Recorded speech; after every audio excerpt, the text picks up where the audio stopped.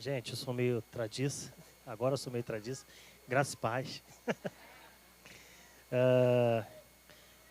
Tantas coisas para falar, né?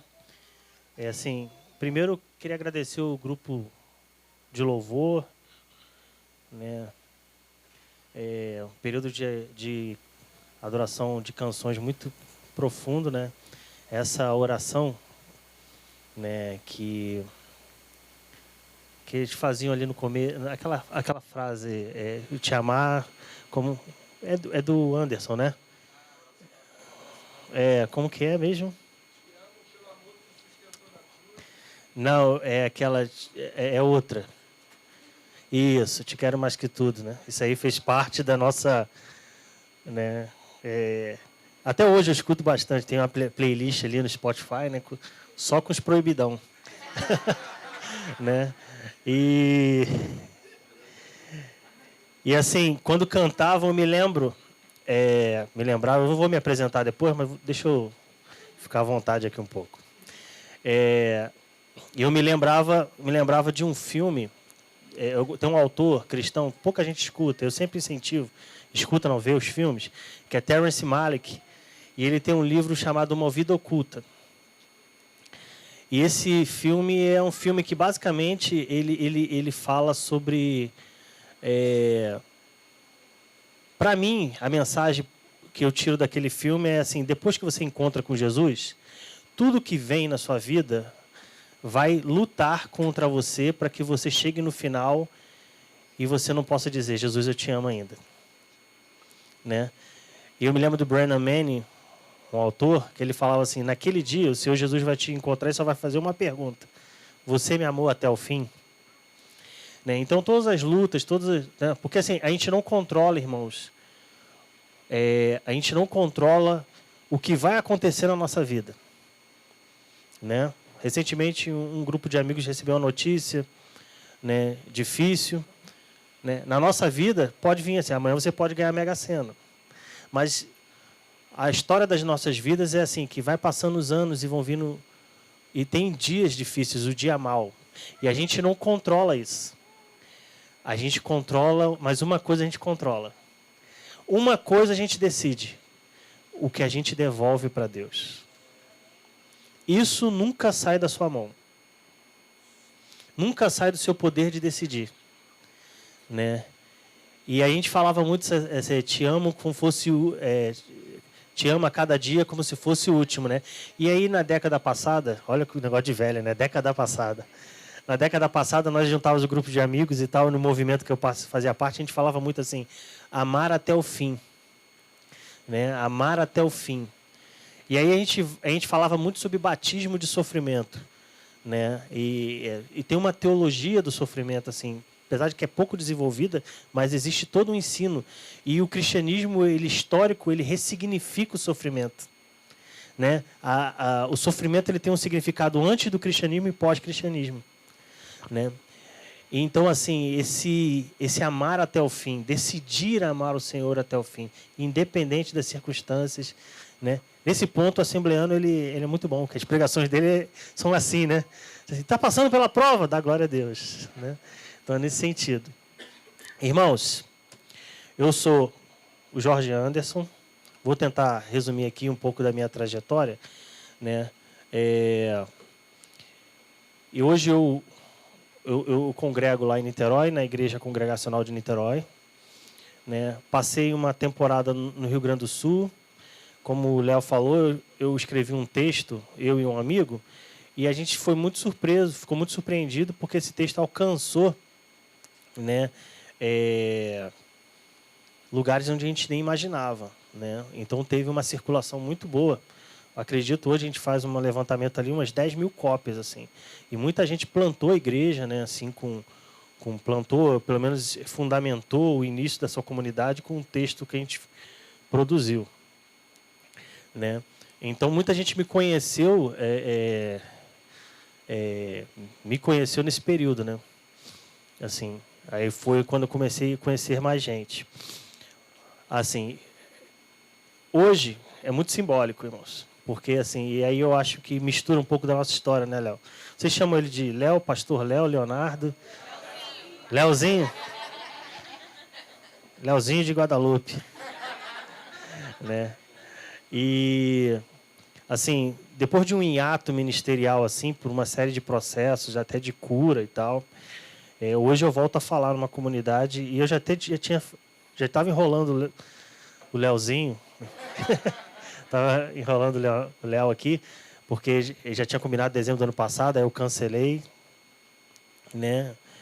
E eu não sou o pregador que fica rodando, mas já teve uns outros irmãos nesse período de vai fazer 5 anos, irmãos, que eu não falo. Né? Então, assim, eu tenho certeza que esse dia que vocês hoje entram, assim, na nossa jornada espiritual, vocês vão ter um lugar muito especial, né? Porque quando a gente chegar lá, quando tiver 70 anos de idade, assim, né? Aí a gente vai falar assim, pô, lembra aquele período e quebrou aquele, né, aquele silêncio profético, né? Quebrou e foi lá naquela comunidade com aqueles irmãos. Então, eu tenho certeza que eu vou guardar essa data aqui com muito carinho com vocês. Eu ainda falando sobre essa água aqui, vocês têm quente? Eu tenho um negócio na garganta que se eu beber água gelada, eu bebo só água a temperatura ambiente. Parece astro de rock, né? Toalhas brancas, né? Sais, né? Então, se tiver... Não, se não tiver, pode ser essa aí, eu tomo. Mas eu evito, porque a garganta, ela arranha. E assim, a gente se conheceu, foi uma reunião que a gente fez na Lapa, né? Nos Arcos da Lapa ali, e tal. E foi uma loucura, né? Pegar licença com bombeiro e coisa e tal, aquelas coisas, que correria. E depois na minha volta ao Rio, eu morei no Rio Grande do Sul de 2013 a 2020. E na volta, final de 2020, era mais ou menos o período que... Não é que a igreja estava surgindo, mas já estava no comecinho da caminhada ali, né? E aí a gente começou a conversar bastante sobre... A gente sempre teve contato, mas a gente começou a conversar bastante porque... e aí eu queria começar mesmo assim, uma introdução com vocês, falando sobre o período lá no Sul. E assim, quando a gente está no olho do furacão, a gente está vivenciando algumas coisas não são claras. Essa luz, assim, se puder. Quando você está no olho do furacão, você não consegue refletir ou perceber algumas coisas que você está fazendo certo, está errado. E o distanciamento temporal, o tempo, ele clareia para vocês algumas coisas, né? Então, quando eu voltava, já tinha uns 2 anos, 1 ano e pouco que a comunidade tinha parado o trabalho. E foi um período de crescimento. A gente conseguiu tocar numa experiência comunitária muito profunda. Marcou a vida dos irmãos lá no Sul, né? Marcou a minha vida, marcou meu ministério, marcou a minha formação espiritual, mas marcou os irmãos também. E também foi um período de ensinamento muito grande. E aí eu comecei a conversar muito com o Léo a respeito disso, a respeito de como alguns erros que a gente deveria evitar, né? Assim. E aí é um pouco da introdução, não é a palavra. A palavra vai ser umas 4h30. Você se prepara aí que a gente sai daqui direto para ver o jogo do Fogão. Eu tô brincando. Né? Eu falei para a Bel, né? Eu falei assim, tu escolheu a melhor parte, de ti não será tirada, né? E é isso. Então, assim, o que eu considerei como a gente errou lá é que a gente não teve a identidade desde o início de que a gente era uma igreja.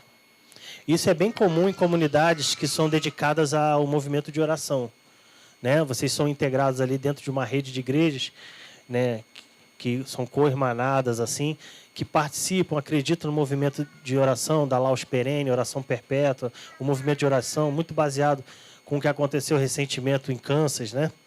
E tal. Então, normalmente, essas comunidades, assim, parece que não, mas há uma confusão às vezes se demora a entender-se como igreja, né? Você não tem como só fazer turnos ou só se dedicar à oração, né? Eu fiquei até conversando com o Léo, assim, a comunidade com gente mais nova, gente mais velha, né? Isso é importante. E, às vezes, essas comunidades têm a dificuldade de se entender como igreja e que, quando se junta a gente, existe demanda de igreja, que é o quê? Discipulado, aconselhamento de casais, um trabalho com crianças, né? Assim, uma atenção às crianças. Isso faz parte da vida natural da igreja. Isso foi um erro nosso lá, né? A gente demorou a entender isso. Então, em certo momento, a gente achava que era uma... Então, talvez a gente andou um caminho antes, que hoje a gente consegue ajudar algumas pessoas a não passarem por esse caminho. Então, a gente confunde. O que a gente é? A gente é uma casa de oração? A gente é uma comunidade missionária? A gente é uma agência missionária? Alguma coisa nesse sentido? Então, essa confusão rolou ali. Então, assim, irmãos, não esqueçam que vocês são igreja, né? E, assim, a história do cristianismo é através... Assim, Deus tem uma forma de trabalhar, né? um método através da sua igreja. Então, não esqueçam disso. A segunda coisa, não é a pregação, é só um bate-papo, né? Não andem sozinhos, irmãos.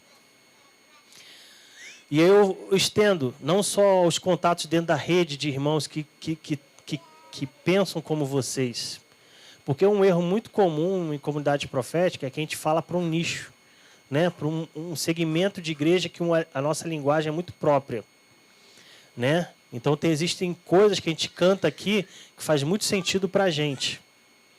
E aí a gente, às vezes, não se preocupa com quem vem. E a gente não se preocupa em como comunicar o evangelho à nossa comunidade. Então, quando a gente, assim, normalmente a escatologia é bem particular, né, das comunidades, assim, né? Que é marcado muito por uma escatologia e um movimento de oração muito forte.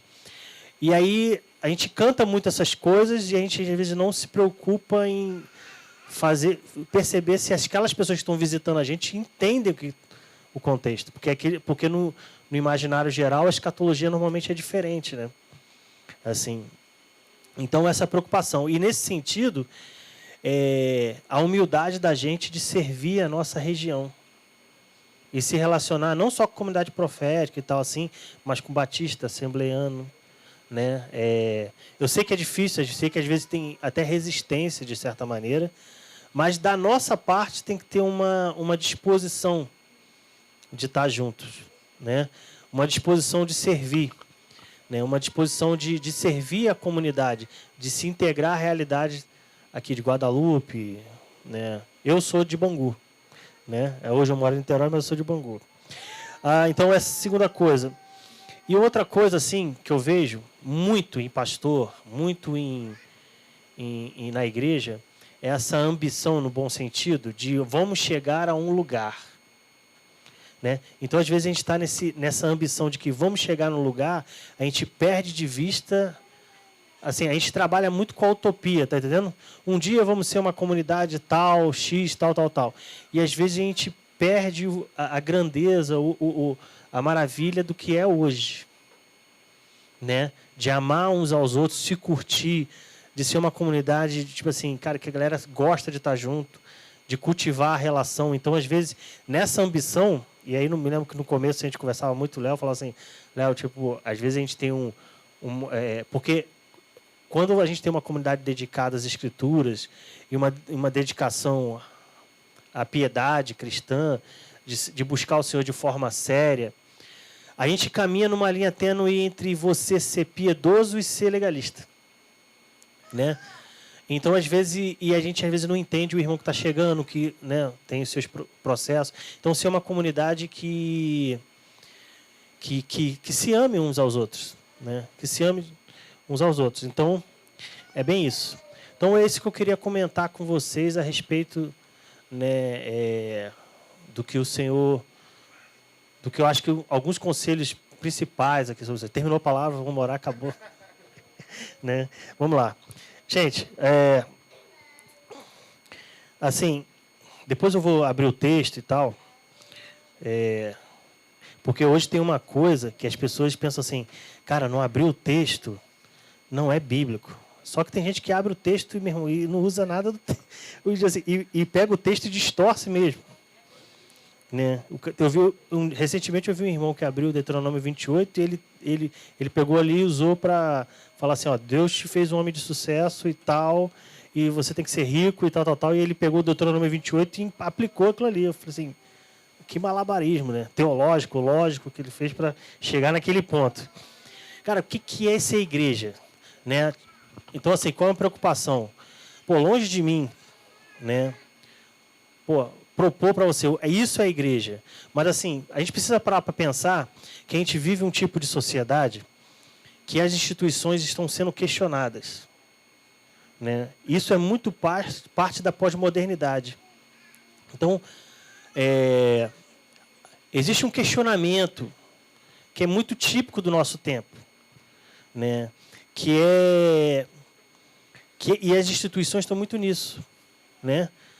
E a igreja, como presente na estrutura social, como uma instituição ou como uma organização, né? Ela também está debaixo desse questionamento, né? E então isso não é só com a igreja, isso é parte do espírito do tempo, é o que está acontecendo hoje, né?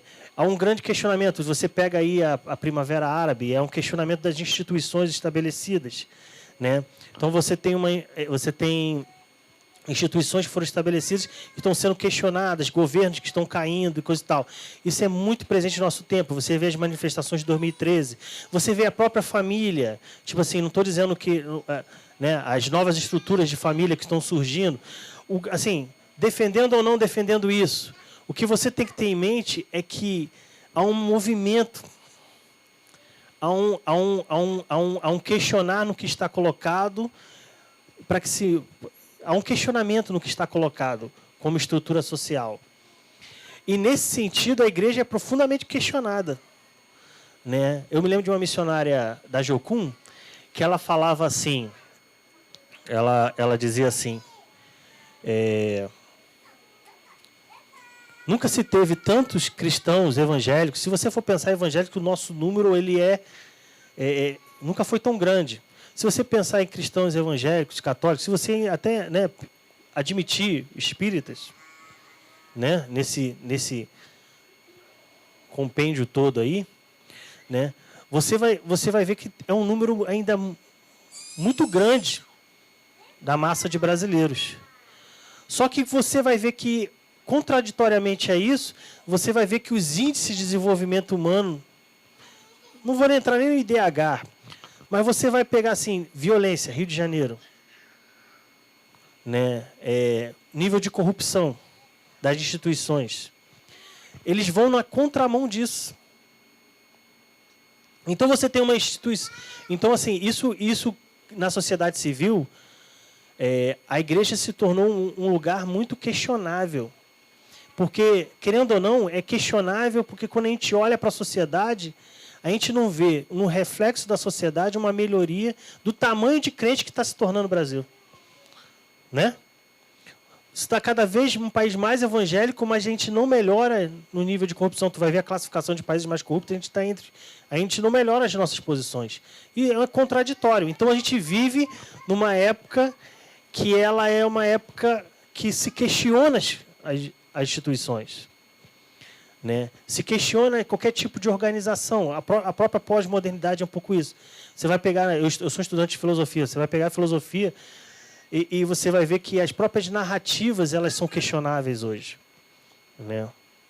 Isso é parte do que nós chamamos de pós-estruturalismo, essas estruturas de narrativa, de linguística, que dizem o que é verdade e o que não é verdade. Então, são todas questionáveis. Então, nós vivemos num tempo de dúvida.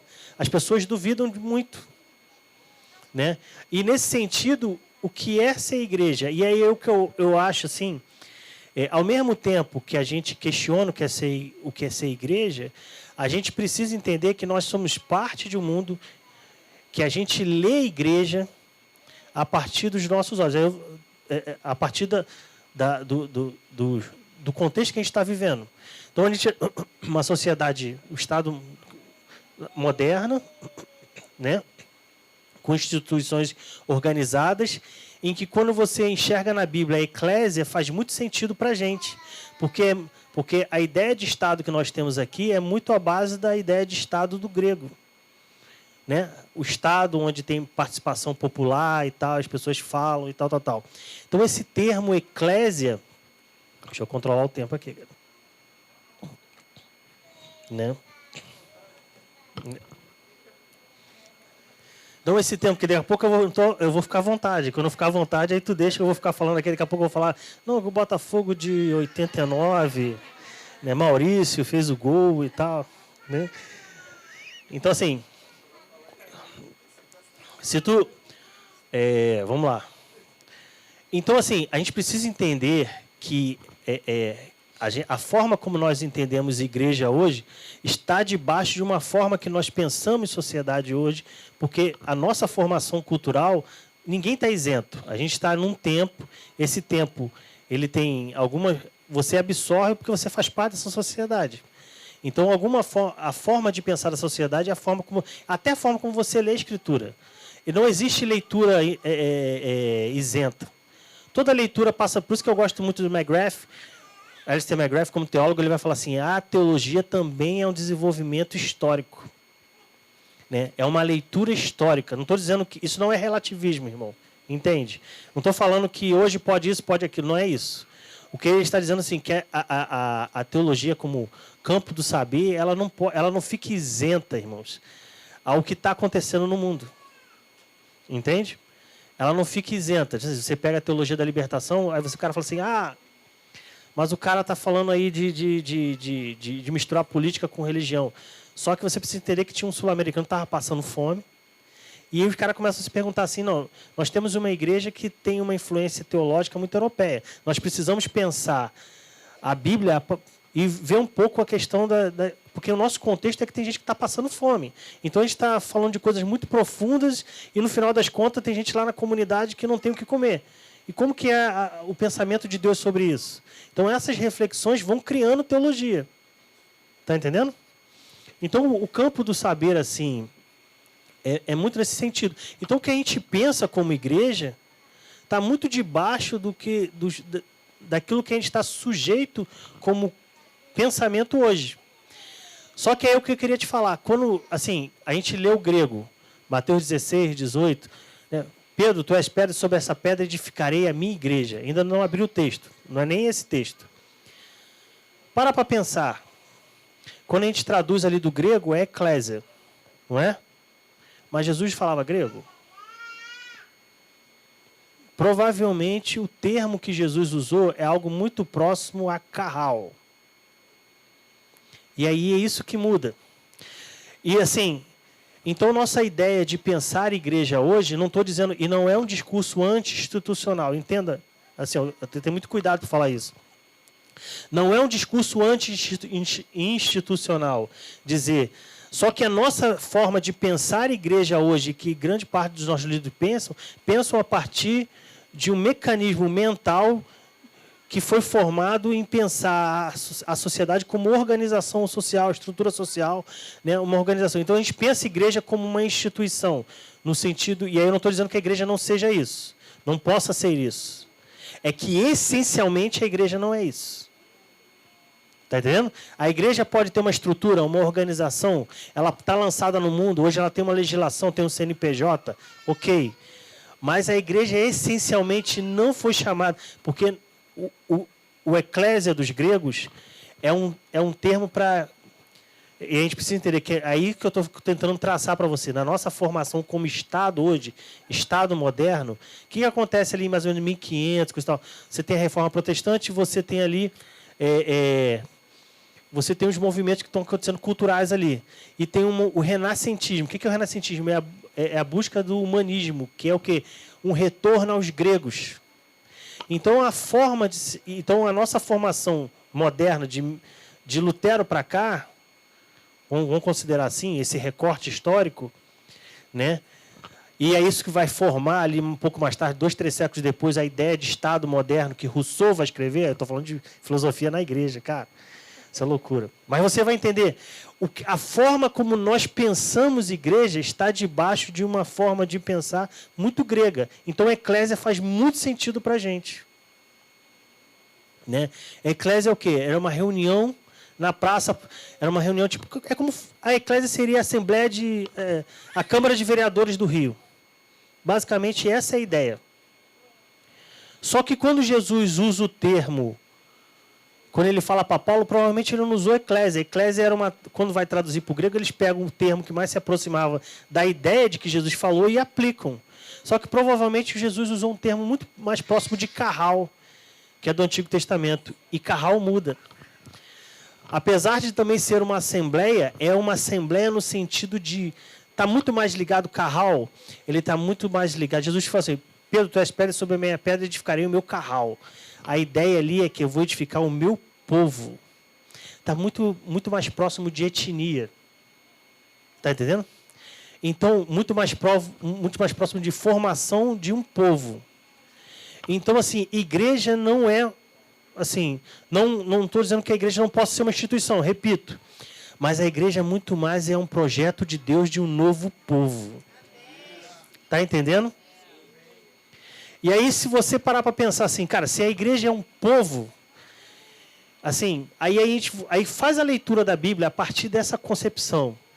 E aí você começa a olhar para a trajetória do povo saindo da escravidão do Egito, caminhando no deserto, entrando em Canaã, e a formação do povo. Deus está ensinando, e você pega as leis ali, os livros mosaicos ali, o Pentateuco, e começa a aplicar. Deus está ensinando aquele povo a ser... Está ensinando aquele grupo de pessoas a ser um povo. Está entendendo?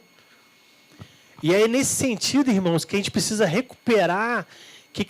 recuperar talvez seja muito forte, mas talvez a gente deixar mais claro para a nossa mente que o que vocês estão construindo aqui não é uma organização. Não é essa a esperança do céu sobre vocês. O que vocês estão construindo aqui, na verdade, é uma antecipação de uma sociedade que vai se manifestar plenamente no retorno de Jesus. Você está entendendo? Então, o que Jesus está esperando... E aí é nesse sentido, irmãos. A igreja... Eu gosto muito do LED, né? George W. Led é um teólogo batista, fazia muito sucesso nos anos 80. Hoje ele está... Assim, ele é conhecido, mas ele... Tem outros irmãos estudantes do Novo Testamento, mas ele era uma unanimidade ali nos anos 80. O LED, ele tem um livro chamado, se você puder comprar, não sei se você já leu com os irmãos, o Evangelho do Reino. Cara, esse livro, assim, para você entender o que é. Porque o Evangelho é do Reino. E até vou abrir umas coisas aqui. Você sabe, o Evangelho é uma palavra cristã? Você acha? Não, seja sincero. Até hoje, o Evangelho é uma palavra cristã? Naturalmente, o Evangelho é uma palavra evangélica. Evangélica no sentido... Não, desculpa, evangélica não. Mas é uma palavra cristã. Dos apóstolos, eles citaram. Não, o Evangelho é uma palavra romana. Evangelium. Que ela surgiu antes de Jesus. E Evangelho era o quê? É quando, acho que se não me engano, Otávio César ganha uma batalha. Então existia um Evangelho romano. Qual era o Evangelho romano? O Evangelho romano era o seguinte: olha, a gente vai invadir tua terra, a gente vai submeter ela a gente, se você se submeter a gente, você tem uma paz, a Pax Romana. Você tem uma paz. A gente vai estabelecer uma ordem aqui, vai te dar uma segurança. As outras nações não vão entrar aqui, não vão poder fazer guerra com você, mas você vai se submeter a mim. Vai ser um estado, tipo um estado vassalo. Né? Você vai ter sua liberdade religiosa, você vai se submeter a mim. Isso era o Evangelho, a boa notícia. Que estava muito ligado à vitória de César. Tipo assim, César ganhou, ele estabelece o seu governo sobre esse lugar. Por isso que a pregação de Paulo era muito ameaçadora. Quando Paulo fala assim, Jesus Cristo é o Senhor, Jesus Cristo é o Kyrios. Para o romano ele entende. Ele fala assim, não, existe... O que Paulo está dizendo é que existe uma ordem... E aí, meu irmão, assim, por mais que você não pense nisso, mas existe uma consequência social sobre isso. Existe uma ordem social que vai se estabelecer no retorno do Mashiach, do Messias. Isso era ameaçador. O que Paulo estava dizendo é o seguinte, César... Você não é o Kyrios. Existe um outro Kyrios, Jesus Cristo. Ele vai vir e vai estabelecer. O que eu estou falando isso aqui tudo assim, é que existe uma dinâmica, irmãos, de formação de povo social que está circuncidado na ideia de igreja. Está entendendo? E aí o LED, aí voltando para o LED vai dizer o seguinte. que já viu De Volta para o Futuro? Jesus é como se fosse um homem do futuro. Entendeu? A Bíblia, irmãos, não é um livro sobre dois lugares. O céu, quando você lê na sua Bíblia, não é geográfico. Bote isso na sua mente. Não é geográfico. Quando você ficar pensando, tem 4, 5, 6 céus. Não é um céu acima do outro. A Bíblia não é um livro que fala, se você pensar assim num filme, qual é o cenário da Bíblia? Não são dois lugares. A Bíblia não conta esse lugar e outro lugar. A Bíblia é um livro que fala sobre dois períodos de tempo. Entendeu? O agora e o porvir. Lê a Bíblia a partir disso. Está entendendo? Então a Bíblia essencialmente não é um livro sobre esse mundo e o mundo que a gente vai. Eu não estou dizendo que não existe, não vou entrar nesse mérito. Só que a narrativa da Bíblia fala sobre... Vocês estão entendendo? Né? Assim, a Bíblia é um livro que fala sobre dois períodos de tempo. Então tá. Então tem esse tempo agora que a gente está aqui e o tempo que vai ser inaugurado na volta de Jesus. Né? Então é isso que a Bíblia fala. São esses dois períodos. O que o LED vai dizer é que Jesus está nesse período por vir. É como se Jesus vivesse lá. Está entendendo? E quando Jesus vem e nasce, tabernacula, ou se ele vem morar no meio da gente, é como se ele fizesse isso aqui, ó. São transposições de eras. Então essa era e a era por vir. E aí eu vou ter que... Será que... Basicamente... Ele faz assim, ó. Essa era e a era por vir. E o que Jesus faz? Jesus, com o reino dele lá, na era por vir, quando ele nasce, ele faz a era dele se sobrepor sobre essa era. Está entendendo? Então, por isso que assim, é como se a era de Deus invadisse o nosso tempo. Então, por isso que a igreja ela vive na tensão de duas eras. Ao mesmo tempo, você tem a doença dessa era, mas você pode orar pela cura de uma era que ainda não veio plenamente. Está entendendo? Então, assim, o LED vai falar um pouco sobre isso. E nesse sentido, irmãos, o que a igreja é? A igreja é uma comunidade escatológica. O que seria isso? Ela é uma comunidade da outra era que invadiu essa era. Você está entendendo? E aí isso muda completamente. Se você... Não, eu não fui chamado só para ser uma organização que vou ter uma placa de igreja, vou ter um estatuto, e ali vai ter uma galera que dá dízimo.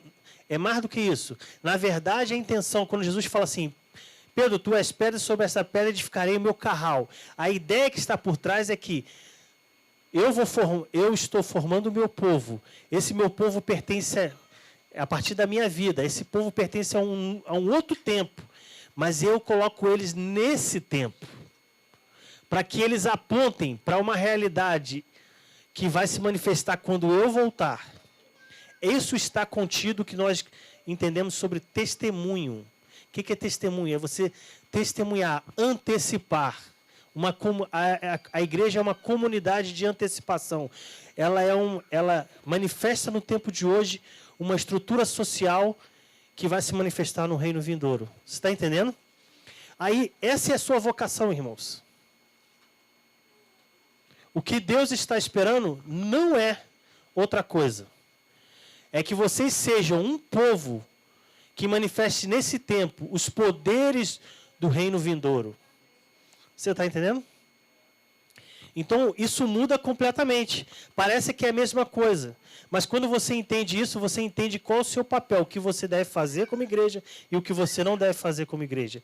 Qual é o trabalho que Deus está envolvido, qual é o trabalho que Deus não está envolvido. Eu me lembro de Dallas Willard, que é um filósofo que morreu há pouco tempo. Ele tem um vídeo na internet, que o nome do vídeo dele é uma série de vídeos que é chamada Comunidades.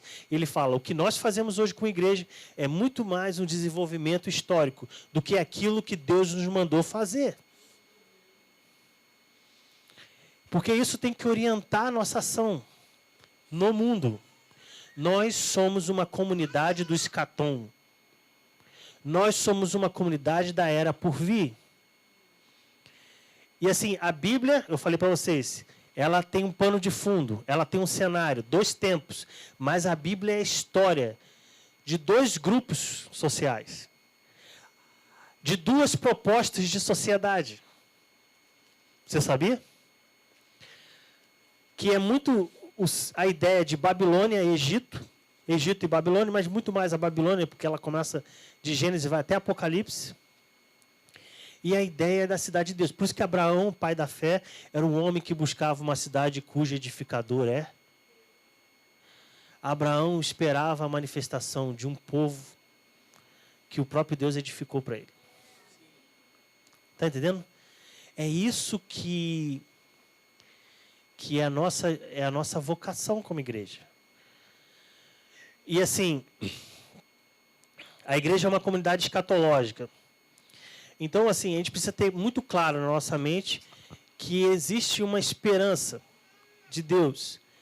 Porque, assim, você não pode pensar o propósito de Deus, você não pode pensar a ideia de Deus na história da redenção apartado ou divorciado de um desejo de Deus de construir uma sociedade de homens que manifeste a sua vontade na terra. Está entendendo? Que manifeste isso. Então, quando você entende assim, cara, nós somos uma comunidade que antecipa. Por isso que a igreja, ela tem que ser, ela é nesse sentido contracultural. Né? Ela é contracultural quando é incrível. João 20, Jesus fala assim, ele ressurreto, aparece por discípulos, e aí ele fala assim, recebam o Espírito Santo. E aqui que ele diz depois?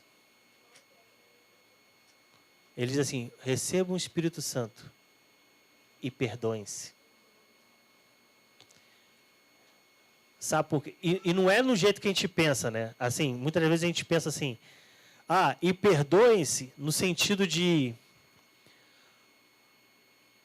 Deus te deu um poder, você pode, assim, né, que não o Mateus, Pedro, tu és pedra, sobre essa pedra edificarei a igreja, né? E as portas do inferno não prevalecerão, e o que você ligar no céu será ligado na terra, o que você desligar no céu será desligado na terra. Ele dá a gente lê sempre esse texto a partir de uma lógica muito, assim, autoridade. O que Jesus está falando, eu leio esse texto de João 20 e falo assim, Jesus está falando assim, olha, eu concluí meu trabalho, né?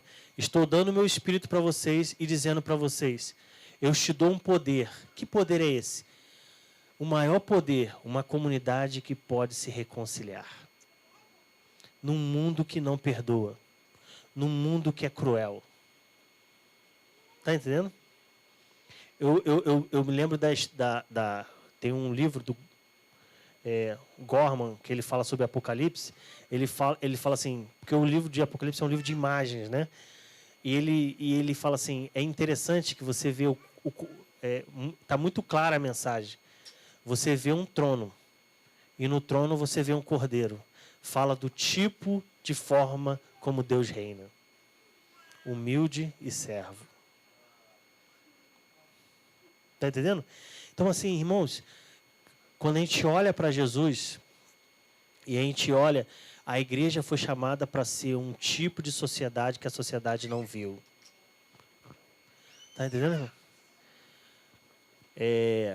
Um tipo de sociedade que a gente não vê hoje. Então, assim, tem algumas coisas que você vai ver, se você olhar assim, qual a outra proposta que nós temos na Bíblia? Nós temos ali muito claramente Babilônia, né? E eu escrevi um tempo atrás, não foi nem no livro, foi num documento que a gente escreveu, mas aquilo ali ficou marcado para mim. Você já se parou se perguntar, tem 2 cativeiros na Bíblia. Você tem o cativeiro babilônico, você tem o cativeiro no Egito. Qual foi que o judeu sofreu mais? No Egito, eles se tornaram escravos, emagreceram, passaram fome. Não é? Aí existe o cativeiro babilônico. O cativeiro babilônico, o que acontece? Os judeus vão para a Babilônia, eles enriquecem. Quando Ciro decreta libera o retorno dos judeus para Israel, uma estimativa diz que 5% deixam de voltar. Você sabia? Por quê? Porque eles se tornam ricos. Ali eles constroem, a ideia de sinagoga surge ali. Eles não precisavam mais adorar em Jerusalém. Eles podiam adorar em qualquer lugar. E 5% só decide voltar. Porque Jerusalém estava destruída. O cativeiro babilônico enriqueceu eles. Pode ter sido... Eles não desejaram isso no começo. Mas depois que estavam lá, eles não querem voltar mais. Agora, por que a Bíblia... Se ela fosse usar uma figura de cativeiro, ela tinha que usar o cativeiro egípcio, não é? Assim, só que você vai em Apocalipse, você vê Babilônia. Por que usa um modelo de cativeiro que é tranquilo, de certa maneira? É suave, podemos dizer assim. E não usa o egípcio, que foi terrível para eles. Para exemplificar um tipo de cativeiro que nós vamos enfrentar. Por quê? Porque o cativeiro babilônico revela sobre uma estrutura social que ela é montada, e muitas das vezes tem ar de justiça. Né? Uma estrutura social que traz até riqueza. Uma estrutura social que seduz a gente, mas que não tem o reino de Deus. Não exemplifica a ideia de reino de Deus. E aí você vai ver ao longo da história da igreja, ao longo da história bíblica, você vai ver o desenvolvimento de duas cidades. É muito simbólico. Você tem Gênesis 11, Nimrod, e ele constrói a Torre de Babel, não é? Ele constrói a Torre de Babel, e ali alguns comentaristas dizem que é o primeiro tirania que tem na Bíblia. Né? E ele constrói uma torre, e o intento dele de tocar o céu. Né? Aí Deus parece que olha aquilo ali e fala assim, cara, não é isso. Entendeu? A ideia do começo sempre foi assim, Deus falou assim, ó, em Gênesis 1, quando Deus fala assim para o homem, ó, vai, se multiplique, né? E aí você seja um vice-regente de Deus, seria que podemos dizer assim. Não dá para falar sobre isso hoje, mas quando você vai estudar sobre sacerdócio, você tem que olhar Gênesis, porque está muito contido nisso. A ideia de sacerdócio, ela não surge no culto judeu, no culto do povo do Antigo Testamento, ali quando se estabelece o tabernáculo. A ideia de sacerdócio surge ainda no Éden. Isso. Então isso, assim, ó, eu gosto de dizer assim, permita a heresia, mas sacerdócio não é ofício, sacerdócio é natureza. Tá entendendo? Sacerdócio é natureza. Né? Então ali tem uma vocação. Aí você tem Gênesis 11. Os homens constroem um lugar que desejam tocar o céu. Deus olha e fala assim, não, Gênesis 12 eu vou levantar um homem que eu vou estabelecer, e através de Abraão eu vou edificar um povo. E esse povo, essa é a vocação da igreja, irmãos, olha só. Através desse povo, todas as nações da terra serão abençoadas. Quando Salomão constrói o templo e termina o templo, ele faz uma oração. A 2 Crônicas 6.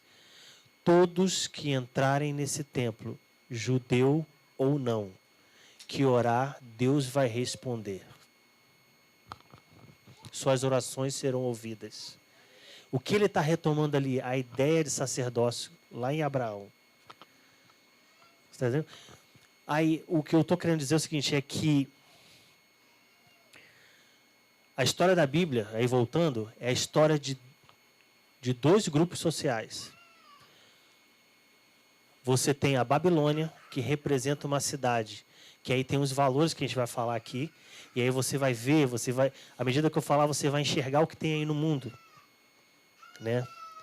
E aí você tem Israel, que é uma representatividade da intenção de Deus sobre o tipo de cidade que Deus quer edificar. O tipo de povo que Deus quer edificar. O sistema de valores que eles querem edificar. Aí eu vou dar uma cutucada. Tipo assim, só para tu ter ideia. A gente fica brigando entre nós, assim, porque Deus é de esquerda, não estou querendo falar de política não, mas você, ó, Deus é da esquerda, Deus é de direita. Bote na sua cabeça. Deus é uma terceira via. Nem esquerda, nem direita. Quero assim, ó. Quando Deus forma o povo em Israel, Deus dá o ano do jubileu. Sabe o que é o ano do jubileu? O ano do jubileu tinha perdão de dívidas. Lembra? O capitalismo hoje, até hoje, não criou nenhum mecanismo para perdoar a dívida dos países pobres. Não é. Pode até... Não, eu não vou entrar na discussão. Mas, assim, nenhum dos dois modelos, seja a visão esquerda de Estado, seja a visão direita de Estado, nenhum dos dois modelos exemplifica plenamente a intenção de Deus para os homens. Então, sai dessa discussão. Na verdade, o que você espera é uma terceira via.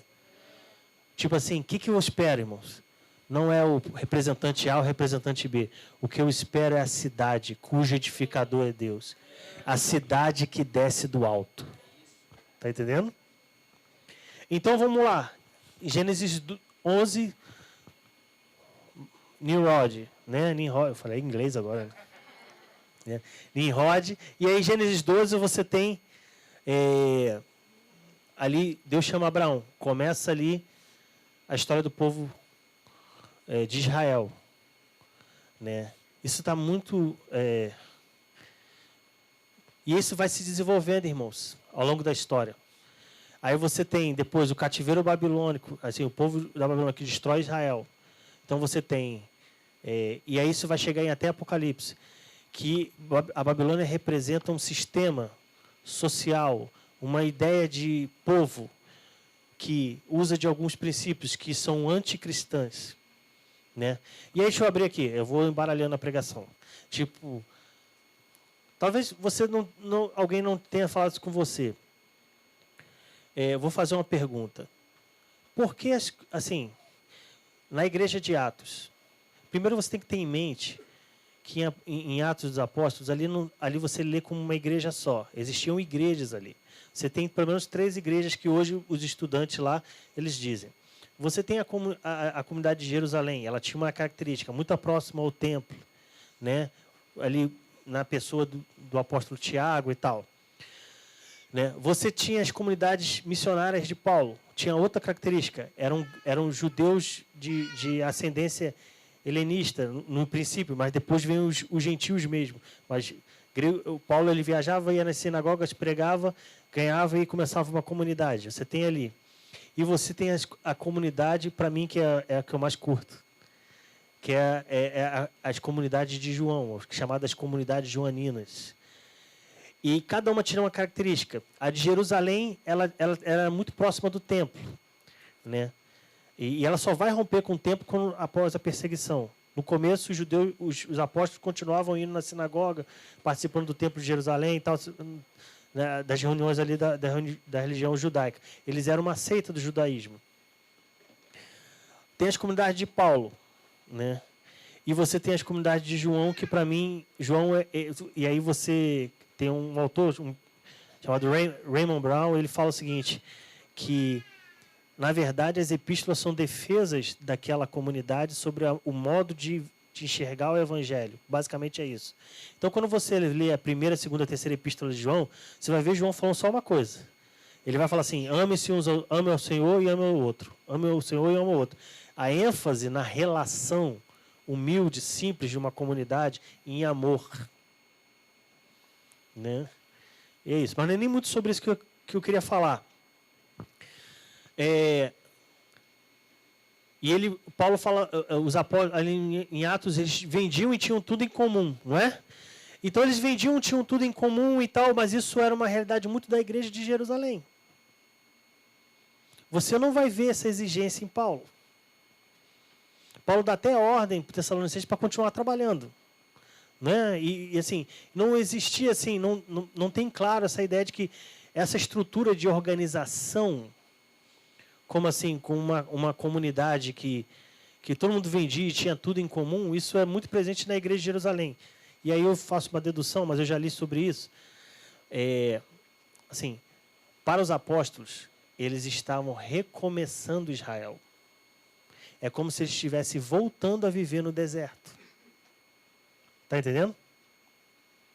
Assim, a gente voltou a viver no deserto. Por isso que a gente vende e tem tudo em comum. Então, a gente divide as coisas aqui e vivemos de novo como uma tribo. Né? Porque o que eles estão construindo... para os apóstolos o que está acontecendo de novo. Por isso que os 12 apóstolos morrem um.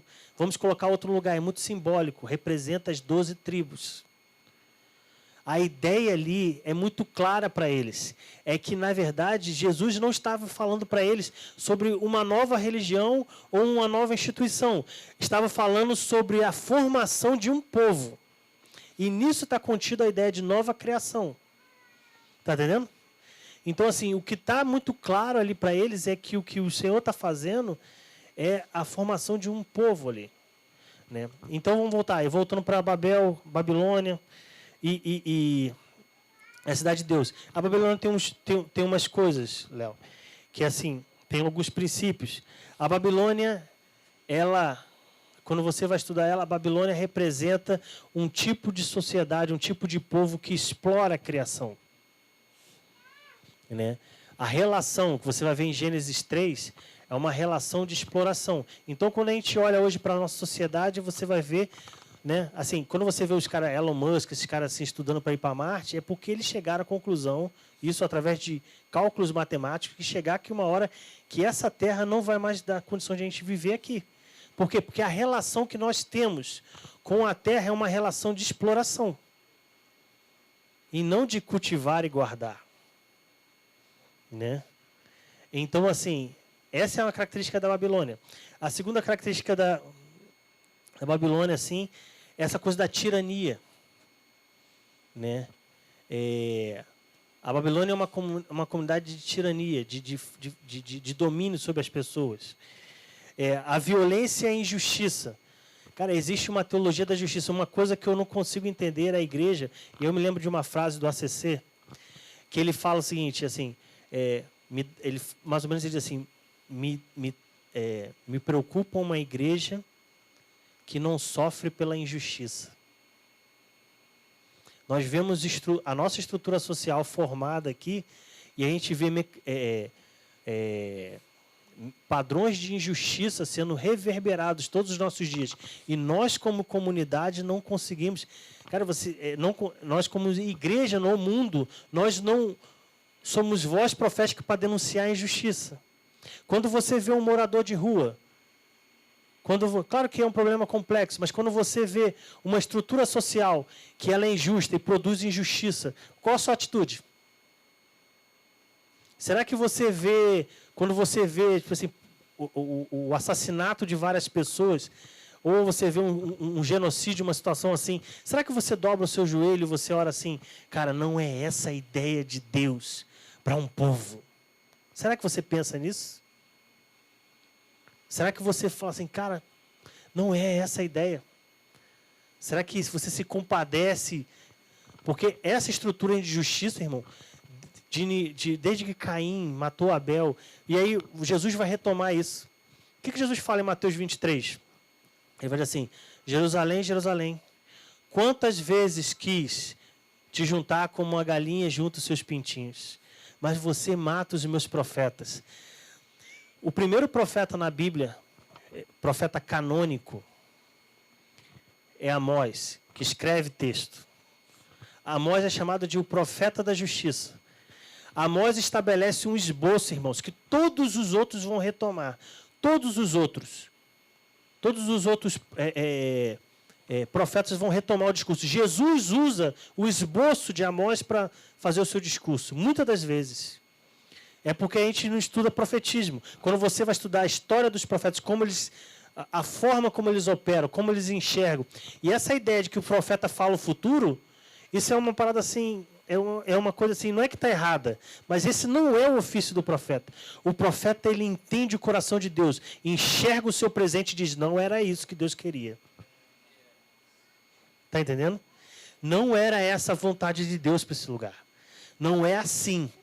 É nessa estrutura, nesse ofício profético que Jesus faz essa declaração em Mateus 23. Fala assim, olha, por isso que ele faz menção aos profetas. Porque assim, o que eu estou fazendo aqui, eles falaram também, e vocês mataram eles. Mas eu digo que o sangue de Abel clama a mim da terra até hoje. É tipo Jesus dizendo assim, eu não esqueço. Porque uma das coisas na formação de povo. Característica da Babilônia é a violência, através da morte. A gente fica, me desculpe o termo, mas a gente fica assim, não é antipatriotismo não, mas a gente tem uma empolgação profunda, falando assim, Deus ama o Brasil. Estuda a história do Brasil, você vai ver o quanto de gente a gente matou para estar aqui. Aí bota isso debaixo de Mateus 23. E será que Jesus está dizendo assim, Brasil, Brasil, quantas vezes quis te juntar como uma galinha junto aos seus pintinhos, mas você matou muita gente. Né? Então, assim, você tem... Então, a gente... Então, é uma igreja que não sofre, Léo, pela injustiça. Uma igreja que olha Guadalupe assim e não é uma voz. Quer ser... Cara, eu sou um cara profético. Quer ser profético? Denuncia a injustiça. E aí, não quero ser... Cara, é difícil não ser... Pregar o evangelho e não ter alguma estrutura política. Aí o cara assim, estamos defendendo Israel. Cara, Israel matando palestinos. Né, e tal. Não estou dizendo que Deus não tem uma coisa com Israel. Mas a gente não pode ser cego ao ponto de ver o que eles estão fazendo e a gente não falar assim, cara, está errado. Não é isso que Deus quer. Não se estabelece, não se controla o Estado através de morte generalizada de povo nenhum. Pelo contrário, o cristianismo tem uma longa tradição de pacifismo. Sabe como que começou o pacifismo, sabe? Tolstói, que é um dos maiores escritores russos, em 1850 escreve um livro chamado O Reino de Deus. Não, O Reino de Deus, E ele pega a leitura do Sermão do Monte e leva a fundo a ideia de você não se vingar. E a ideia de pacifismo que os estados modernos aderem hoje, que, né, ela é basicamente criada em cima do Sermão do Monte. Você sabia disso? Quando a igreja entende o que Deus quer, então o profeta, Léo, comunidade profética, não é uma comunidade que a gente canta e vamos saculejar, não é isso. Comunidade profética é quando a gente consegue entender o que Deus quer para essa estrutura social aqui. Qual é a ideia de Deus? E nós, como igreja, devemos apontar para a vontade de Deus no tempo presente, daquilo que vai manifestar na era vindoura. Está entendendo? O que Deus quer? O que nós devemos ser como igreja nesse tempo presente, que o mundo não é. E a gente deve denunciar. Profetismo é isso, irmãos. Profetismo é isso. Profeta não fica falando de futuro só. Na verdade, o trabalho do profeta, basicamente o esboço de Amós é assim, lê os livros dos profetas a partir do que eu estou te falando. Vai fazer sentido. Eles falam assim, existe uma vocação. Qual é a vocação? Que está ligada a sacerdócio. Olha, em ti serão benditas todas as famílias da terra. Por isso que a crítica... Quer ver uma fala de Jesus que é uma evocação do discurso dos profetas do Antigo Testamento? Quando ele fala assim, vocês que não entram e não deixam ninguém entrar. Jesus não falou isso? O que Jesus está dizendo assim? Vocês deviam ser uma bênção para as nações. Pelo contrário, vocês fecham a porta para todo mundo. É uma pauta dos profetas. O abandono da vocação. Uma característica do abandono da vocação. Deus fecha os céus. Fecha os céus, a agricultura perece. O sistema agrícola de Israel perecia. Para que Deus fazia isso? Porque normalmente os ricos, né, quando ele fala assim, Amós vai falar das vacas de Bazã. Vacas de Bazã eram as mulheres dos judeus que eram ricos, que eles faziam festas e tinham grande abastança enquanto o povo passava fome. Né? Então Deus fala o seguinte, então você esqueceu de ser uma bênção para as nações, eu vou fechar o céu, vou deixar ver a fome para igualar você a todo mundo. Por isso que ele vai falar em Joel, tiro de você o vinho. Por quê? Para que você fique sóbrio e passe pelado. Porque quando você está bêbado, não é? Você não... Cara, eu estou num momento triste, mas eu estou bêbado aqui, não percebo a minha dor. Então eu corto o vinho, para que você se iguale ao seu irmão. E é uma outra coisa que é muito típica, eu estou abrindo aqui, estou falando de outras coisas, mas vai fazer sentido. Né? a gente fala assim, cara, uma mensagem profética, temos que ter uma mensagem profética. Assim, uma das coisas que é uma forma de Deus operar no mundo, Deus sempre vai dizer o seguinte, engraçado que Deus chama Amós, e o julgamento de Deus sobre Israel começa no sistema agrícola de Israel. Tipo assim, ele corta a chuva e começa a perecer, e o povo tem necessidade. E Amós era um agricultor. O primeiro que sofre as consequências do juízo da própria mensagem é quem prega. Irmãos, a gente anos atrás falava sobre batismo de sofrimento. Aí eu converso com os amigos e a gente fala assim, cara, Deus está fazendo... Vários irmãos passando por processo de sofrimento profundo, inclusive eu, né, assim, nos últimos anos.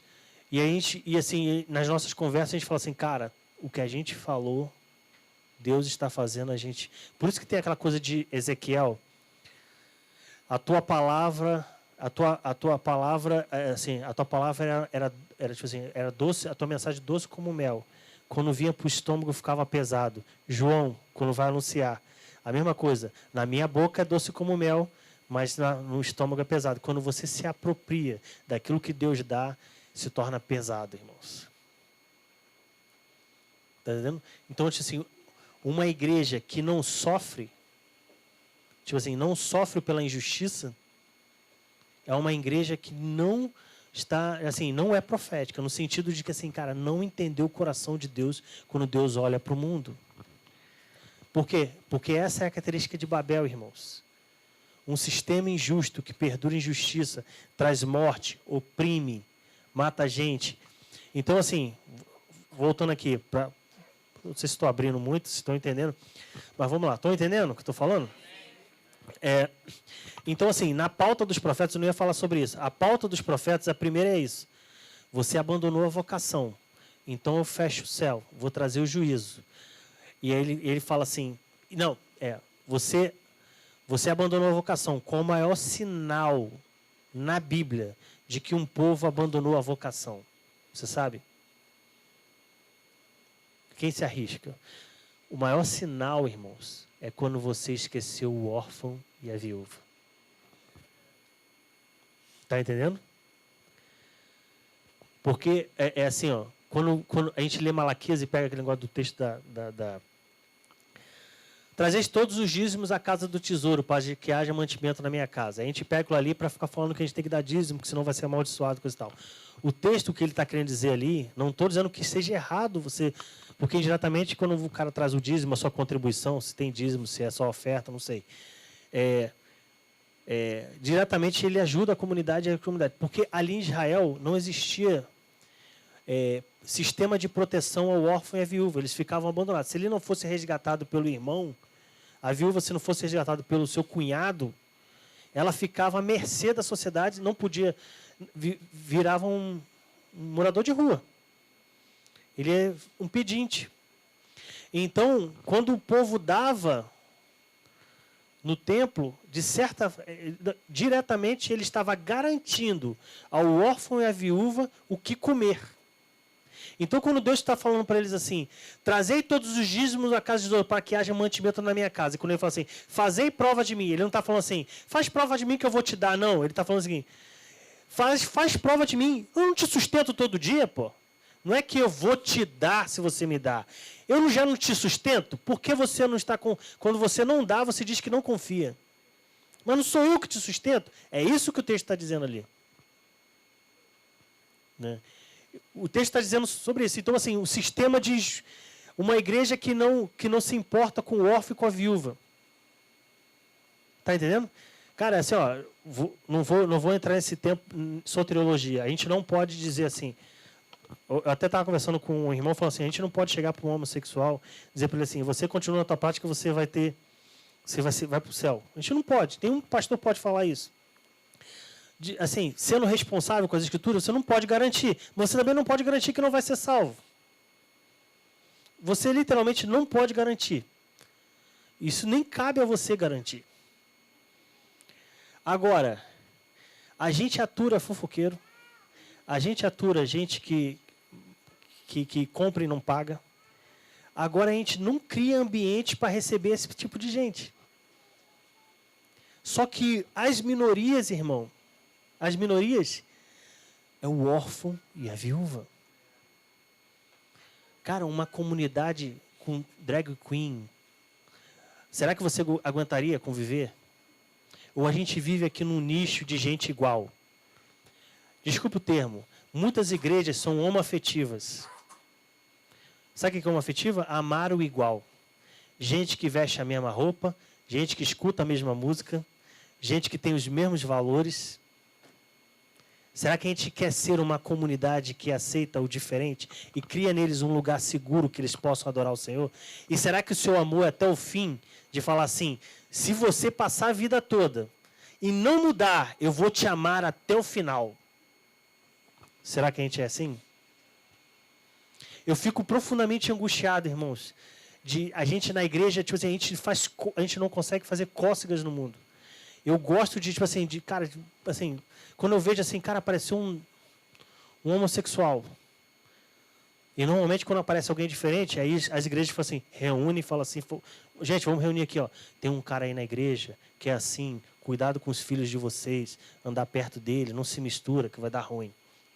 Normalmente é assim. Eu falo pro meu filho assim, cara, não tem homossexual na tua escola? Não é teu amigo? Por que na igreja a gente tem tanto medo? O mundo está impregnado deles. O nosso papel é amar até o fim. E dizer para eles, cara, tipo assim, eu não vou me meter se você vai continuar com a sua prática, se você vai parar a sua prática. Agora, aqui tem um lugar que você pode levantar a sua mão e adorar junto comigo. Sabe por quê? Porque tem gente aqui que tem cada um de nós tem os nossos pecados. A gente não levanta a mão e adora, só que a gente tem um complexo. Quando é alguma coisa sexual, é uma coisa que é impeditiva. Só que a gente não tem aquela velha frase antiga, assim, pecadinho e pecadão, tudo igual. Tanto o cara que o pior pecado, como o cara que tipo não paga a conta da Casa Bahia dele, é a mesma coisa para Deus. Não é isso que a gente fala? Então, vamos construir um ambiente, irmão, de justiça, onde a gente consiga olhar para essas pessoas? Vamos sair da zona de conforto de andar entre os iguais? Uma vez eu escrevi um texto e falei assim, coloquei na revista de uma amiga, e eu falei assim, normalmente as igrejas hoje, elas são comunidades homoafetivas onde a gente tem pessoas com os mesmos afetos. Gente que é muito ligada, normalmente, comunidades pós-modernas, né, vamos dizer assim, na região urbana do Rio de Janeiro, gente que é muito ligada à tecnologia, escuta as canções muito parecidas, veste-se do mesmo jeito, né? Aí, assim, será que é isso que nos define como igreja? Você está entendendo? Então, irmão, voltando aqui. Deixa eu ver a hora, cara. Meu Deus. Né? Então, a Babilônia é a exploração da criação, a tirania, violência e o mais interessante, o desejo de ser como Deus. Então, eles queriam subir, ficar no mesmo lugar de Deus lá, né? Essa nossa ideia, né? Isso é antigo, Léo. Assim, ó, quando você estuda história humana, você vai ver ali eu vou dar uma acelerada aqui para a gente encerrar. Você vai ver Alexandre. Por que os homens, eles querem essa palavra que está muito em voga, legado. Legado é uma palavra americana, não existe na Bíblia, né, cara? Está muito ligado ao nosso mundo. Essa ideia nossa, porque no fundo a gente tem medo de deixar... É uma palavra bem filosófica agora que eu vou falar para vocês. Vocês vão entender. No fundo, a gente tem medo de deixar de existir. Por isso a rede social faz muito sentido. Tipo assim, quando você publica algo, aí você vai pegar lá os teóricos de rede social, esses caras vão fazer, por que a rede social faz muito sucesso? Porque a rede social faz você existir, em certo sentido que registra. Então isso é uma coisa da natureza humana, esse desejo de se eternizar, esse desejo de se tornar Deus. E a própria ideia de legado dessa pregação coachiana que tem por aí, tem muito essa coisa de se eternizar. Só que a história da igreja muitas das vezes não é escrita por gente que se eternizou. E aí, esse filme, Uma Vida Oculta, Terence Marks, falei todo sentido para mim, que o filme é assim, essa é uma história daqueles que não tiveram seus nomes conhecidos. daqueles milhares de valdenses que morreram por acreditar numa mensagem, sendo perseguida pela Inquisição. Que a gente não sabe o nome de ninguém. Por tantos na favela, por tantas irmãs que oram pelas suas famílias e ninguém sabe nem o nome. Né? Então, assim, esse desejo nosso de se eternizar, esse desejo de se tornar notório. O que Nimrod fala? Façamos o nosso nome notório. Ser relevante, tem um pouco disso. Né? Assim, eu sempre fui eu falo para os amigos assim próximos, assim, cara, eu me sabotei no ministério. Porque chegou um dado momento que os caras falavam assim, faziam convites. Alguns amigos meus, cara, tem ministério, já são conhecidos no Brasil, coisa e tal. Eu sempre tomei um caminho de cuidar de gente. Né? E assim, eu me lembro que eu viajava 4, 5 horas para sentar com um casal que estava se separando. Não dava nenhum crédito isso para mim. Nem não tornava mais conhecido, nem nada. Mas eu sempre me cobrei de ser assim, Léo. Sempre cobrei assim, eu quero olhar para quem não... Porque as nossas relações, inclusive na igreja, são relações de mercados. Nós queremos andar com as pessoas que, em certa parte, nos dão lucro. E o lucro é legado, é relevância, é ser conhecido, é uma série de coisas. Quando a gente cantou aquela música da Misty Edwards, que ela, assim, essa última, tu não desistirás até que tenhas tudo. Ela criou essa menina até surgir, sei lá, de 2005, assim, até ela surgir, ela tinha, se não me engano, ela tinha câncer, e ela ficava cantando sozinha no quarto. E a ideia, ela criou uma expressão que o pessoal, a audiência de um homem só. Né? Alguém que fica no secreto ali, tipo, assim, ela não quer ser conhecida. Né? Depois, claro, naturalmente surgiu, mas não foi uma coisa que ela provocou, não foi o objetivo, né, dela de fazer. Então, essa coisa da audiência de um homem só. Então, será que a gente quer ser notório? Será que a gente quer se endeusar? Será que a gente quer... né? Ou a gente vai cuidar de gente, independente se a gente vai filmar isso ou não. Se a gente vai postar sobre isso ou não. Está entendendo? Será que a gente vai se comprometer? Aqui, Deus, eu estou falando, eu tenho certeza que Deus está falando com você, de pessoas, irmãos. Assim, de uma empatia por Guadalupe, por Marechal, por Bangu, pela região, pelo Rio de Janeiro. Cara, nós vemos os problemas do nosso Rio de Janeiro, né? Esse tipo de igreja. Agora vamos falar aqui, aí eu vou encerrando. Então Deus nos deu um sacerdócio, trabalho, serviço aos homens, né? Nós temos características desse povo que Deus está edificando, né? O nosso sacerdócio, né? E aí eu acho que, e aí eu vou terminar, eu vou pular aqui, não vou falar o que eu ia falar, mas eu vou terminar. Nimrod, ele, de novo em inglês, né? O Nimrod, ele quis construir uma estrutura que tocasse o céu, porque isso é da nossa natureza. Nós queremos a grandeza, irmãos. Por isso que um Deus que morre na cruz como bandido é uma loucura. Quando chegam os discípulos, sentam com Jesus e falam assim, quando estiver no seu reino, posso sentar à sua direita? Aí Jesus levanta e vai lavar o pé. A resposta dele é a seguinte, não é sobre a sua posição, mas é sobre como você serve o mundo.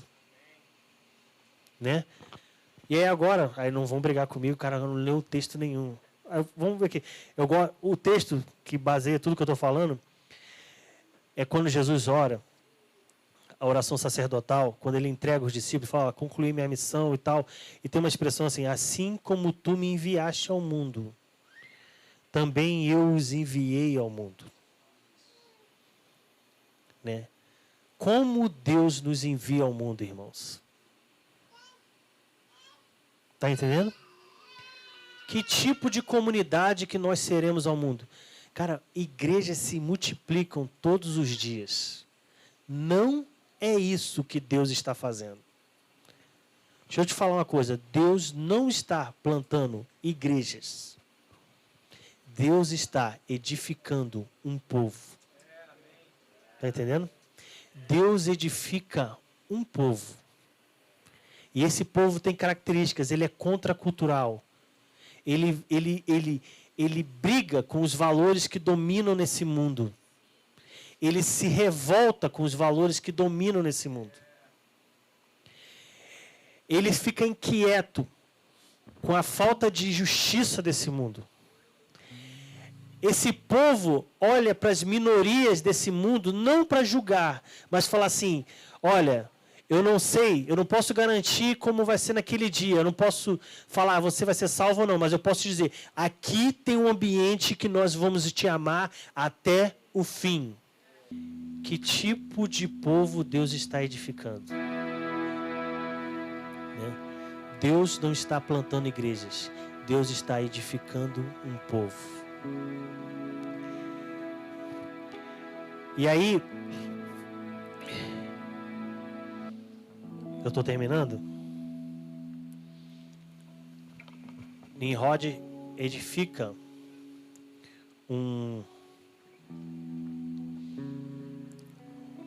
uma torre para tocar o céu. Só que a Bíblia não é história de homens que querem se tornar eternos, mas a história de um Deus que se torna homem para se comunicar com a gente.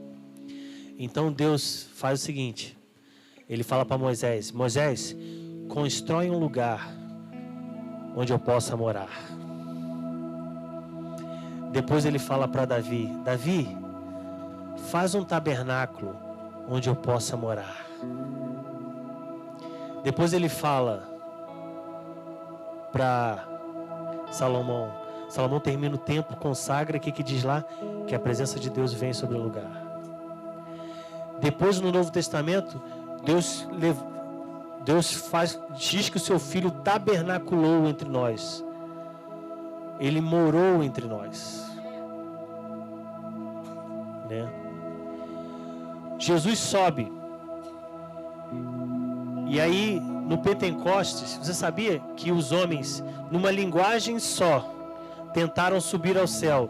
Deus diz, esse não é o projeto. Eu vou embolar as línguas, mas eu que vou descer. Tá entendendo? E a Bíblia termina em Apocalipse 21, 22, diz assim, e eis que vi a cidade que desce do alto, a Nova Jerusalém. Aí a gente falou muito sobre formação de um povo, sobre uma visão um pouco mais social do que seria a igreja, porque irmãos, eu vou terminar, essa ideia de salvação individual, isso também é moderno, criado na reforma. O homem como indivíduo, a palavra indivíduo, ela vai se tornar conhecida no pensamento moderno. Porque as sociedades não se pensavam como indivíduo, tanto essa coisa. Então hoje a espiritualidade, e isso toma muita força nos movimentos evangelicais da América, com John Wesley, Jonathan Edwards, que varrem a América com conversão individual. Isso tem um contexto, porque as pessoas viviam nas cidades, estavam trabalhando em carvoarias, viviam sozinhas, então teve um grande avivamento, porque aquelas pessoas eram muito solitárias. Só que a ideia de Deus não é um homem sozinho, mas de um homem coletivo. Por isso que Esdras 3:1, sejamos como um só homem. Porque a própria ideia de o homem, a relação do homem e da mulher, serão como um só homem. Assim como Jesus ora na oração do sacerdotal, João 17 diz assim, assim como nós somos um, que eles sejam como um. Então Deus está não só... Cara, a ideia de salvação do Novo Testamento não é assim que Deus... Eu me converti e tive salvação pessoal. Não estou dizendo que isso não existe. Mas o que é mais profundo é que Deus está salvo. É como se Deus estivesse ali em Jerusalém, ali na igreja no primeiro século, movimentando uma salvação coletiva, e você vai sendo acrescentado àqueles que vão sendo salvos. Há uma coisa coletiva que vai acontecendo. E Deus vai acrescentando pessoas. Porque hoje está muito nessa coisa. E aí o evangelicalismo americano dos anos 80, que tem um viés político pra caramba também, eles criam essa coisa chamado hiperindividualismo, que é essa ideia da conversão pessoal dos pregadores, os telesevangelistas, que eram aqueles que viajavam África e tal e pregavam. Não estou dizendo que o trabalho deles foi ruim, não, mas o que está a ênfase ali é muito uma visão americana de salvação pessoal. Não estou dizendo que não haja salvação pessoal, mas o que Deus está trabalhando é por um povo. tá? Deus não vai só salvar aquela irmã lá atrás, com a camisa da Califórnia. Deus está salvando vocês. E Deus vai acrescentar os que vão sendo salvos numa salvação só que está operando aqui. Porque salvação, irmãos, não é sair de uma destruição, não é esse sentido bíblico. Salvação é reordenação. Deus está colocando em ordem o que está numa desordem. Você está entendendo? Esse é o sentido de salvação. Por isso que Deus não, eu vou dizer mais, Deus não só salva pessoas, Deus está salvando o cosmos a partir de gente. Deus está reordenando a criação. O que acontece em Gênesis 3? Diz que a criação produziu espinhos e abrolhos, ela se desordenou. Paulo vai dizer, e a criação aguarda a manifestação dos filhos de Deus. Para o quê? Porque ela foi entregue à inutilidade por causa daquele que a sujeitou. E aí o que Deus está operando? Deus está reordenando. Se foi um homem que trouxe o caos para o mundo, então eu salvo o homem para reordenar tudo. Essa é a ideia de salvação. Não é só fugir de uma destruição que virá. Primeiro que Deus não vai destruir esse mundo, vai renová-lo.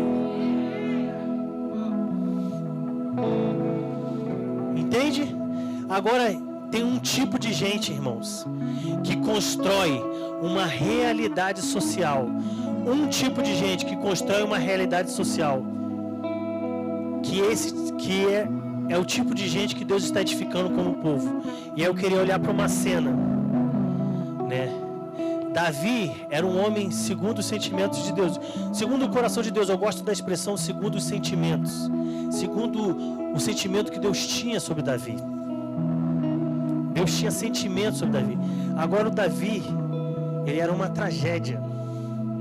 Por isso que quando você olhar alguém, por mais pecador que seja, esse cara não pode estar no nosso meio. Deus diz, é com esse tipo de gente que eu edifico um povo, que eu faço um lugar onde eu possa morar. Davi talvez seja, entre os líderes de Israel, a maior tragédia familiar. Né? A sua família ele viu tudo, o assassinato, a traição, tudo. Mas tem uma cena em Davi, e Davi ele se tornou o exemplo. Talvez essa cena do Antigo Testamento seja a maior exemplificação, o maior exemplo do que seria reino de Deus. Eu já vi comentários sobre nesse sentido. Abre aí 1 Crônicas 29.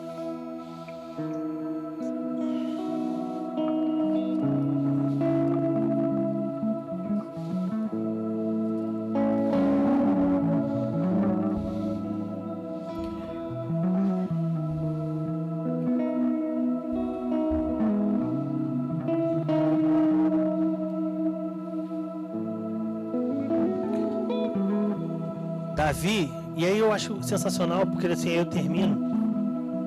Davi, ele assim, ó, ele tinha tudo, Léo, para se tirar sua atenção do que era importante, né?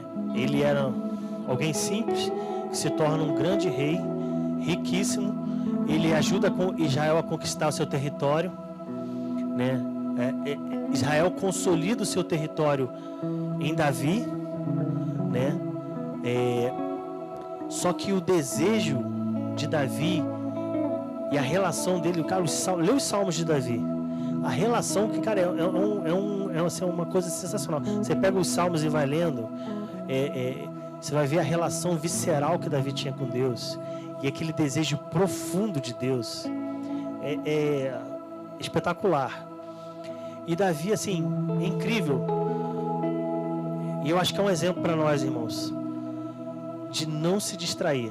Talvez um dia você seja uma comunidade com 1.000 pessoas, 2.000 pessoas, 10.000 pessoas, mas que não venham a se distrair e esquecer do que Deus quer fazer, assim, do que vocês realmente são.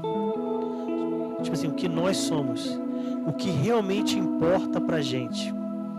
Davi foi um rei que ele entendeu que para estabelecer uma realidade social, um povo, ele tinha que colocar a presença de Deus de forma ininterrupta naquele lugar. Davi estabelece o tabernáculo de Davi e ele começa, e ele fala assim, não, Israel se edifica a partir daqui, né?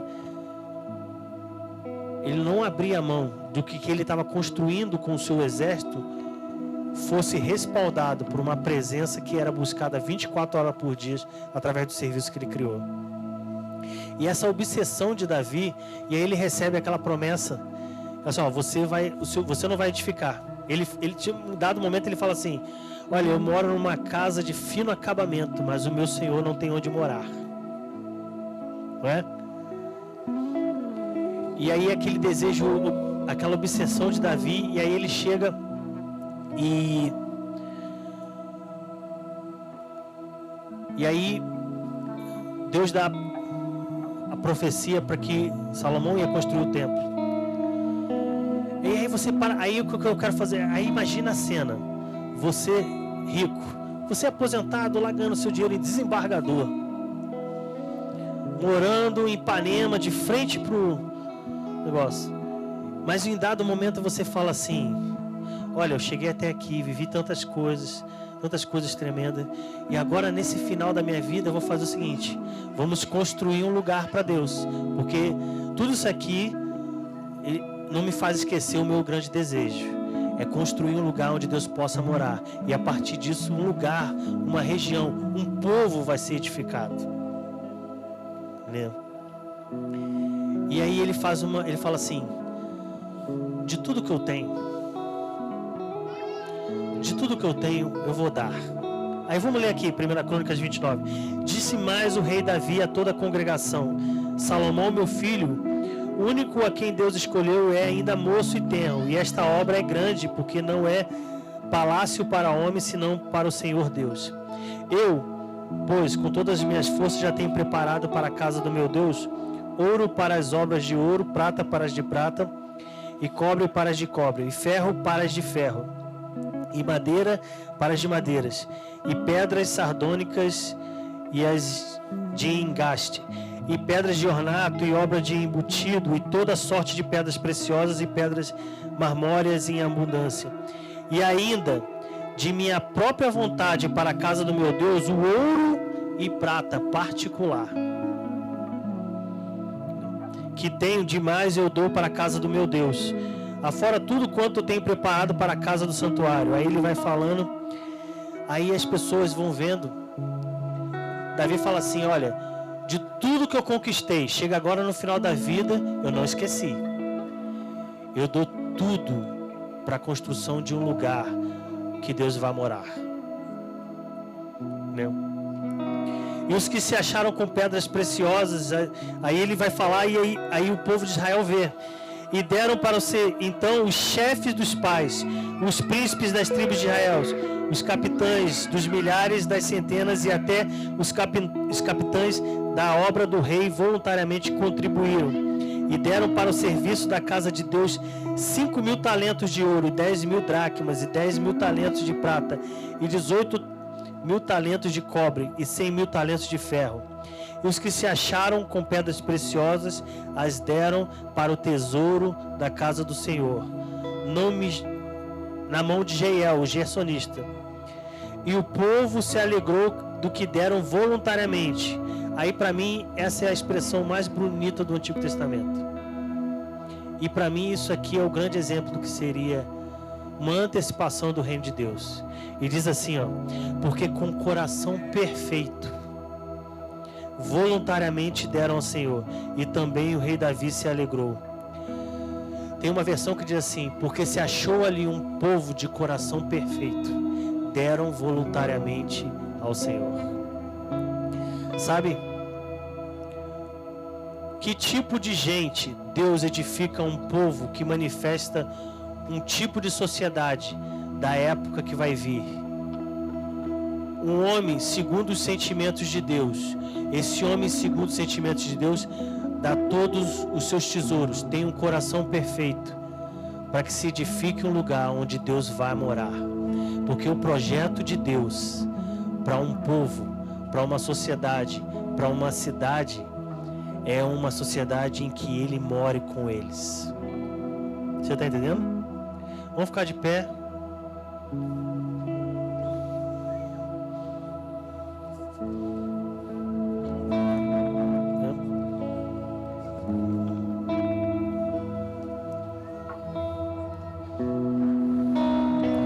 Então, irmãos, não esqueçam do que Deus... Feche seus olhos aí. Não esqueçam o que Deus colocou no teu coração lá no começo. Não esqueçam também da sua vocação. Não esqueçam do que Deus está fazendo. Deus só faz uma coisa. Entenda o que eu estou dizendo. Deus está trabalhando para um propósito só: edificar um povo que no final Ele possa morar com eles. Entende? Então, quando vocês pensarem assim, ser uma proposta para o mundo presente, pense assim: nós vamos ser uma proposta para esse mundo presente, e o nosso, a gênese, ou seja, assim, o ponto mais importante, o ponto principal daquilo que nós somos, é um lugar, é um tipo de gente que se permite dar tudo para que Deus more naquele lugar. Tá entendendo? Se tornar pessoas que, cara, a gente vai gastar a nossa vida para manifestar tudo isso, mas a partir de quê? A partir de gente que tem relação com Deus, que dá, que trabalha para edificar um lugar onde o Senhor fala assim: ali eu me sinto à vontade. Amém?